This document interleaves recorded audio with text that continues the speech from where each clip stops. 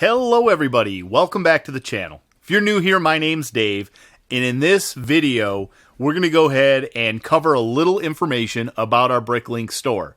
Many of you may have seen last week's video, in which case we took and parted out a bunch of sets. I am currently in the process of getting those items added to the inventory. I'm going to share a little bit of that process with you. I am also going to search the inventory, or my backlog, or whatever I want to call it. Investment log, I think, is what I've termed it, to identify some more sets that I'm going to be parting out over this next week. So I'm going to share that with all of you as well. I'm also going to share a couple of quick pieces of information or items that I found as it related to the Brick Owl / Bricklink synchronization. I'm just going to share a couple of tools that I've heard about, and I'm going to use it as a little bit of a platform to ask you guys what you use if you use something. Anyways, we're going to get into that in a little bit. We're going to get things started by getting these parts put away. So let's go ahead and jump over to that. We're going to pull up brick stock. We're going to look up our pieces and try and get them on the wall. All right, so a little bit of insight here. Pardon the mess. It's a little crazy, but this is how I do my inventory population, I suppose. I've got all my sets that have been parted out up here. These are the remainder of the bins. Actually, I've got a couple more bins over there, but those are pretty full. So once I'm done with these ones, then I'll pull that stack over here. This is my in-process tray. So this is the ones that I use to try and find the piece, look it up on Brickstock, and then go put it on the wall. The pieces over here, in essence, are a stack of items that I did not already previously have a home for. So these items are ones that, after I'm done putting all the rest of them away, I will have to go through these parts and put them in new drawers and add the remarks to the Bricklink store. Just to kind of get a taste, we've got this drawer here. We've got, I forget what we call these. They're light bluish gray. So if I go over to Brickstock, I'm going to scroll down to light bluish gray. And the key is looking for the picture over on the left. You can see we've got it here. It's a tap 1x1 without hole and nozzle. 15 of them. The key is that this is in drawer 635. So we're going to grab these pieces. And we're going to come over here. And what we should find right around here, 635. Do a quick spot check verification. I do in fact see the pieces in here. I'm going to set this down here just for show and tell. Add the new pieces to the drawer. And back up in the inventory wall. So now we are going to repeat this process with all of these trays. Overall, it's not too bad. Let's see if I can find one here real quick that doesn't have a home. So here we go. So we've got these. First one I looked up, actually. We've got these, which are the 1x2 modified with studs on one side. You can see we've got that piece here. If I go across, it has no remark. No remark is what tells me I need to take this out and put it over here so that when I'm all done with the rest, I'll go through and process these. I'll show you that part of the process as well and how I do that. For right now, let me get these things into the inventory. All right, you will see that I have completed these particular stack of bins. I do have some more over here. I forgot that I had two sets mixed in. I completed the Trolls Volcano Rock Exploration, or whatever it's called, concert. And these are all the pieces that don't have homes. This is actually the Wonder Woman set, which I'm going to get to next. Total, this set took me around 25 minutes to get put away. So not too bad considering I had quantity 5. One of the other things that you'll notice here is I have all these random bins out. And these particular random bins are for all the pieces that ended up in a quantity that no longer fit in the drawer that I had destined for them.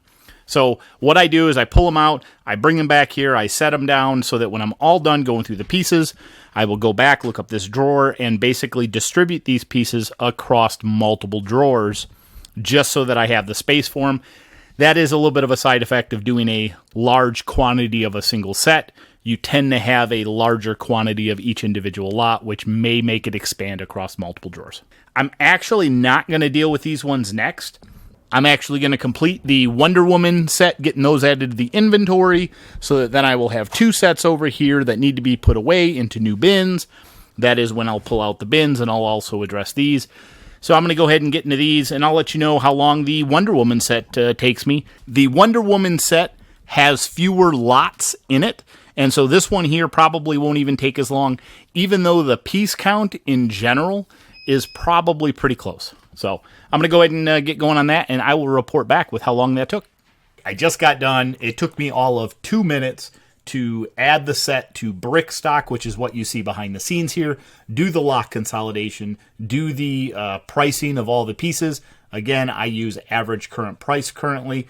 It is interesting, the latest version of brick stock I feel like has issues with some of the minifigures, and so I tend to select everything but the minifigures now.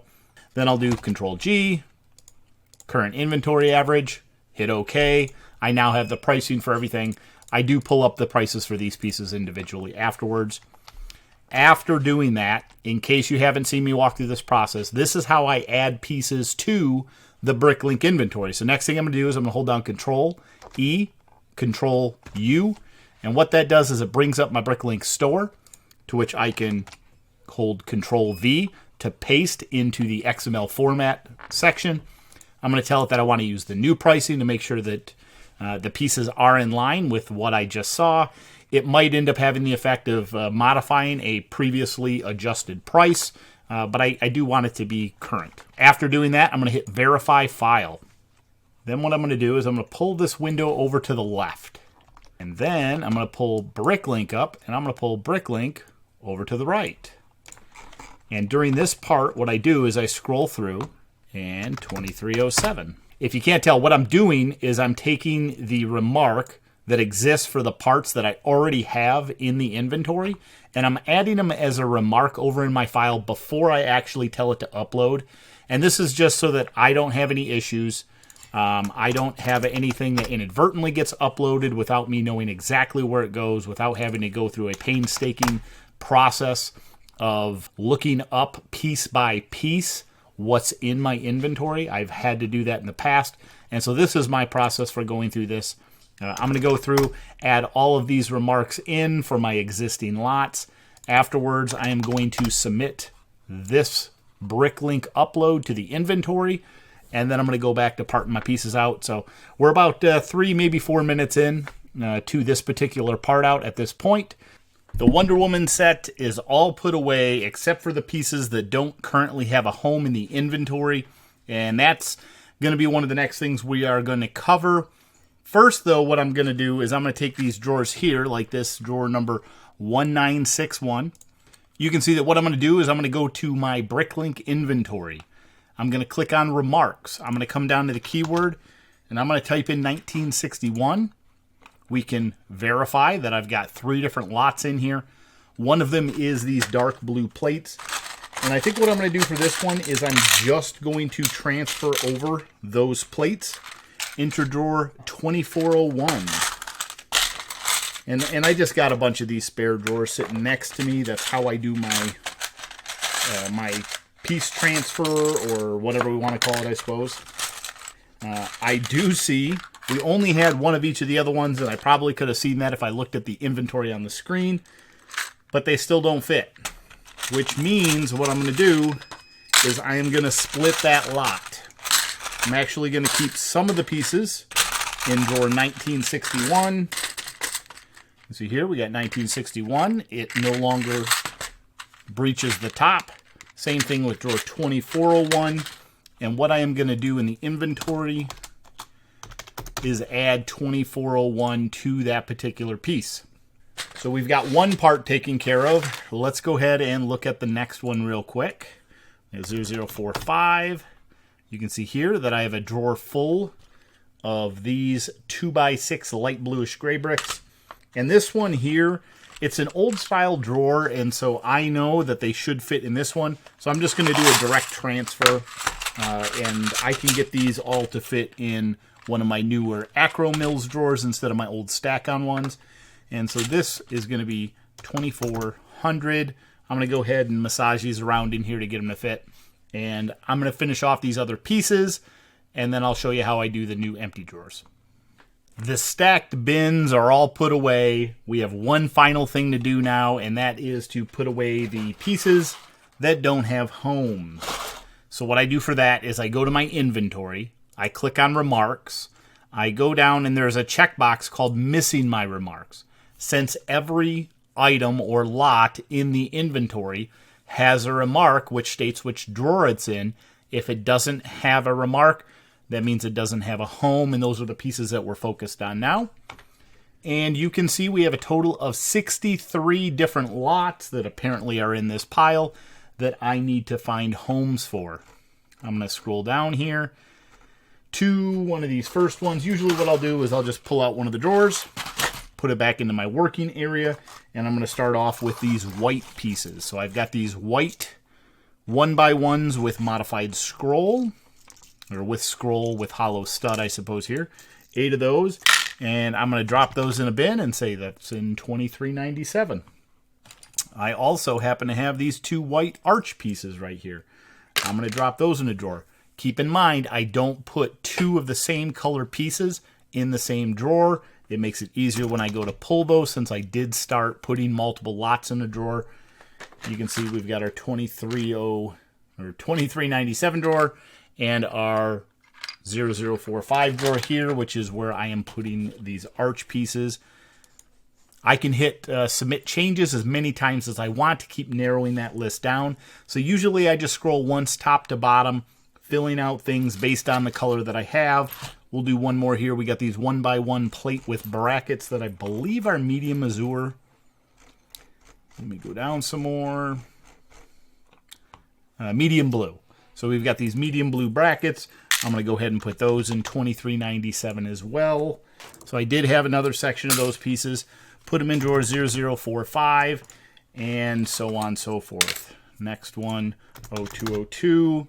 I think you get the gist of what I'm doing here. If I run out of drawers, I keep a stack of drawers down here. Pull out another drawer. Take my parts. In this case, my 1x1 medium blue plates. Add them in the drawer, 2403. And I'm going to keep going through this. So real quick to go over the estimated potential value in the sets that took about an hour and a half or 2 hours. We have a total part out value or current inventory amount of $523.55.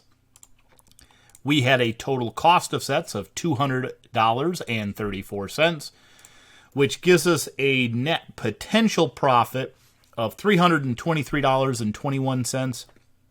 There was some additional time that went into parting them out. I would say that that probably takes it up to around 3 hours total between the 2 sets. And I will have some additional time pulling the orders, although that one tends to be pretty easy and would be hard to calculate a value specific to these pieces. Even if we said $300 across the total of 6 hours, 6 hours? No, 3 hours, then I'd be looking at something around the profit or per hour profit potential of around $100 an hour, which I think is pretty fantastic. Very happy with that. Not necessarily a number that I typically track. I just felt like it might be kind of interesting to share that information with you. I know that there have been some questions related to if Bricklink was really worth the time. Overall, the profit potential is certainly there within the sets. However, it does take a little bit of time, and you have to have a certain size inventory in order to move those pieces for that dollar amount. So with that being said, let's go ahead and real quick jump over, see if we can identify what new sets I'm going to go ahead and be parting out to add to the store this next week. So last thing for this video, went ahead and looked through some of the sets that I haven't had a chance to put away from one of my more recent hauls here. And I did identify a few different sets. So we've got the Tony Stark Sicarian Iron Man. Sicarian. Anywho, we're going to go ahead and part this out. This has about $100 value. So that's about a 2.5, 3x, somewhere in that ballpark. We've got the Iron Man Ironmonger Mayhem set. This one here is in a similar thing. I think this was a $40 set if I recall, and this one parts out for around $100, so we get about a 2.5 times value there. Here we have a $20 Infinity Saga set, the Black Panther Dragonflyer. This one parts out for around $60, so that's a 3x value. And then we've got this, which is a small Disney set. Normally I would kind of hang on to these, but because it is so new, the part-out value on this was, I think, around $60. So we're at not quite 2.5, but pretty close. And it's got 4 pretty key figures and some pretty nice pieces in here that I think should end up moving, minus this large obscure book. These are the next sets that are going to be parted out. So stay tuned for those coming later this week. Thanks everybody for watching. I really appreciate you spending this time with me. I had a great time.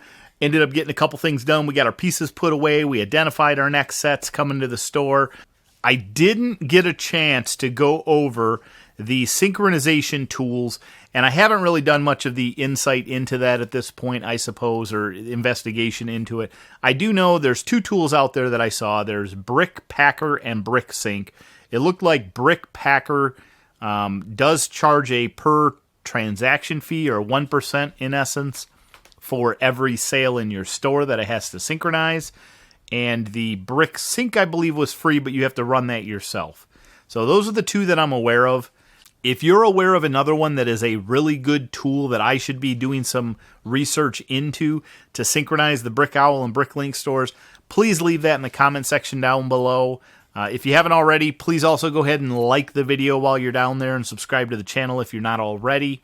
I am hopeful that over the next couple weeks here, we're going to finish setting up our Brick Owl store, have our inventory synchronized so that we can be operating in multiple brick sale places, something like that. Anywho, thank you all so much for watching this video. Thank you for sharing your time with me. I will see you all in the next video. Bye.